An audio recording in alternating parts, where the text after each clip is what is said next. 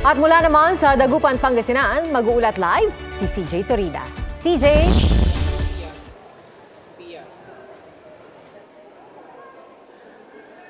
Pia, patuloy tayong nakatutok sa West Central Elementary School 1 dito sa Dagupan City. At sa mga oras na ito, mga kapuso, ramdam na ang mainit na panahon. Sa taya ng pag-asa, posibleng pumalo sa 42 degrees Celsius ang heat index ngayong araw. Kaya ang mga botante na nakapila rito, todo paypay dahil sa mainit na panahon tulad ng nakikita ninyo sa aking likuran na ngayon. Ang ilan naman ay may dalang mini fan upang maibsan ang init. May kanya-kanya ring dalang tubig ang mga botante. Patuloy naman ang pag-iikot ng COMELEC upang matiyak na maayos ang eleksyon dito sa lungsod ng Dagupan, mga kapuso. Sa ating kinaroroonan, nasa 9,449 ang bilang ng botante mula sa 4 na barangay. Nananatiling maayos ang takbo ng eleksyon maliban sa minor glitches ng mga ACM na agad namang natutugunan at naaaksyonan ng mga nakantabay na technical support staff. At yan ang latest Pia mula rito sa Dagupan City.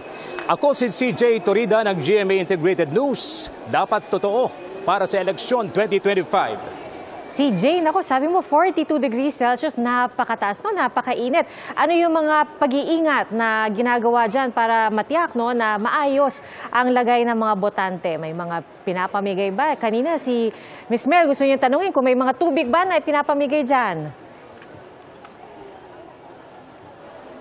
Meron, Pia, actually, may mga volunteers dito na nakantabay dito sa West Central Elementary School 1 at nagbibigay sila ng tubig sa mga botante, lalo na yung mga walang dalang tubig.